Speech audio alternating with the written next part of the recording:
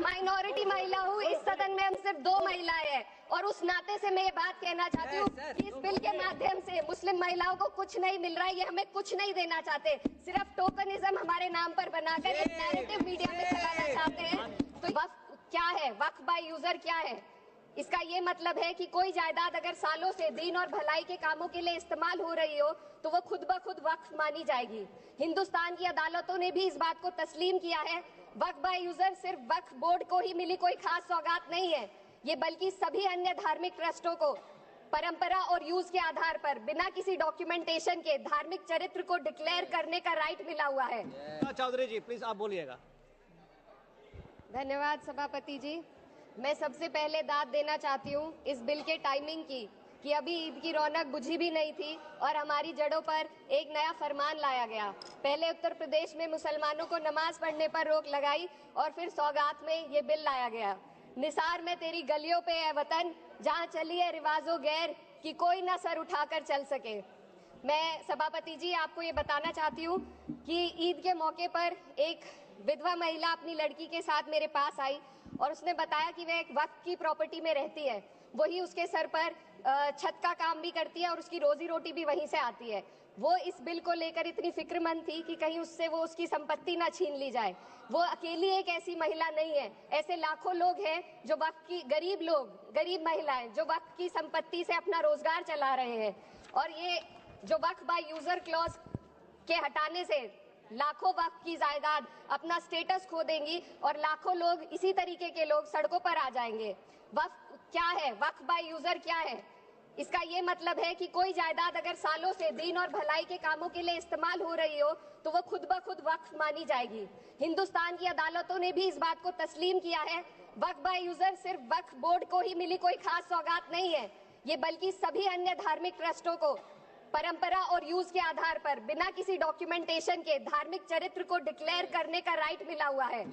भारत के संविधान के आर्टिकल 13 क्लॉज 3 में कस्टम और यूसेज को कानूनी वैधानिकता प्रदान करता है। इसी आर्टिकल से वक्फ बाय यूजर भी निकला गया है। इस बिल के कानून बनने पर वक्फ बोर्ड तो इस प्रोविजन से हाथ धो बैठेगा, लेकिन अन्य धार्मिक ट्रस्टों को यह सुविधा जारी रहेगी।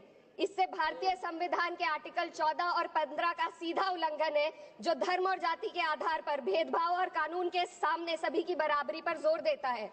मैं इसके साथ ये भी कहना चाहती हूँ कि सत्ता के लोग जो एक दूसरे की पीठ थपथपा रहे हैं कि वक्फ बाय यूजर का जो अमेंडमेंट इन्होंने दिया उसको एक्सेप्ट कर लिया गया है, लेकिन इनकी शरारत यह है कि उसके साथ ही एक ऐसा प्रोवाइजो इसमें शामिल किया गया जिसके आधार पर यह कहा गया है कि अगर कोई भी वक्फ की संपत्ति विवादित हो तो वो अपना वक्फ स्टेटस खो देगी। तो जो अमेंडमेंट इन्होंने दिया है, जिसको एक्सेप्ट कर लिया गया है, उसका कोई मतलब नहीं है। ये इनकी नीयत है जो साफ जाहिर हो रही है। सोने पर सुहागा एक काम और किया है। सरकार ने वक्फ की कानून के सेक्शन 107 को हटाकर लिमिटेशन एक्ट में 12 साल तक ही किसी के खिलाफ अदालत में जाने का प्रोविजन है। सेक्शन 107 में बोर्ड को लिमिटेशन एक्ट से राहत मिली हुई थी। वक्फ बोर्ड कभी भी अवैध कब्जाधारियों के खिलाफ अदालत जा सकता था। अगर ये सेक्शन ना हो तो अवैध कब्जा करने वाले लोग कानूनी प्रक्रिया का फायदा उठाकर वक्फ की प्रॉपर्टी को हड़प सकते हैं। अन्य धार्मिक ट्रस्टों पर भी ये लिमिटेशन एक्ट लागू नहीं होती, तो फिर वक्फ बोर्ड के साथ ये सौतेला रवैया क्यों किया जा रहा है? धर्म को देखकर दोहरी नीति क्यों अपनाई जा रही है? सेक्शन 107 और वक्फ बाय यूजर को अगर एक साथ पढ़ा जाए तो इससे लाखों वक्फ की प्रॉपर्टी पर कब्जा किया जाएगा। इसलिए ये बिल मुसलमान की भलाई का नहीं बल्कि उनके वजूद और विरासत को मिटाने का बिल है। हिंदुस्तान में बहुत सारे धार्मिक ट्रस्ट हैं जिसमें उस खास मजहब के लोग शामिल होते हैं और उसका इंतजाम करते हैं। और ये बात समझ में आने वाली भी है, क्योंकि जो व्यक्ति अपने मजहब के रीति रिवाज को जितना अच्छे से समझ सकता है, किसी अन्य मजहब का व्यक्ति नहीं समझ सकता। आर्टिकल 26 क्लॉज 2 के तहत धार्मिक संप्रदायों को अपने मजहबी इदारों के एडमिनिस्ट्रेशन का हक देता है, लेकिन वक्फ बोर्ड के बारे में इसको उल्टा किया जा रहा है। Sir 2 minute sir please 2 minutes. सरकार इसे एक सेक्युलर बॉडी मान रही है और इसमें गैर मुस्लिमों को शामिल करने की बात कह रही है। आपके मुंह से सेक्युलरिज्म की बात सुनकर अच्छा लगा, लेकिन अगले ही पल ये भ्रम टूट जाता है, क्योंकि आपको सिर्फ दान देने के लिए प्रैक्टिसिंग मुस्लिम का आपने क्लॉज डाला है, लेकिन बोर्ड में बैठने के लिए मुस्लिम होने की कोई आपकी क्लॉज नहीं है। तो इससे आपकी जो दोहरी नीति है वो साफ जाहिर होती है। ये वही सरकार है जिसने राम जन्मभूमि ट्रस्ट में ये लिख दिया कि जिला अधिकारी भी अगर होगा तो हिंदू होना चाहिए। कोई मुझे बताए कि वहां पर सेक्युलरिज्म का रस क्यों नहीं घोला गया। सर, आखिर में मैं अपनी बात को खत्म करने से पहले महिलाओं का मुद्दा बार बार उठाया जा रहा है। सरकार का कहना है कि बोर्ड में मुस्लिम महिलाओं को रिप्रेजेंटेशन देंगे। इस कानून से पहले भी मुस्लिम महिलाएं बोर्ड में मेंबर रह चुकी हैं और मिनिमम 2 का प्रोविजन था, उससे ज्यादा भी हो सकती थी।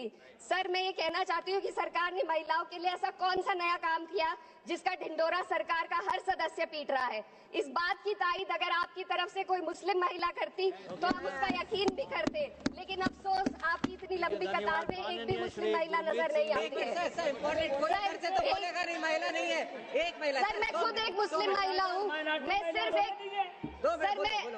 माइनॉरिटी महिला हूँ। इस सदन में हम सिर्फ 2 महिलाएं हैं और उस नाते से मैं ये बात कहना चाहती हूँ कि इस बिल के माध्यम से मुस्लिम महिलाओं को कुछ नहीं मिल रहा है। ये हमें कुछ नहीं देना चाहते, सिर्फ टोकनिज्म हमारे नाम पर बनाकर एक नैरेटिव मीडिया में चलाना चाहते हैं। तो ये बिल मुसलमान की भलाई का नहीं, उनकी पहचान को मिटाने का है। सर, अंत में मैं बस यही कहना चाहती हूँ कि कागजों की कैद में बस नाम रह जाएंगे, वो जो हमारे थे सिर्फ दावे में रह जाएंगे। इस बिल के द्वारा मीठी ईद के जायके को कड़वा करना, यही असली सौगाते मोदी था। बहुत बहुत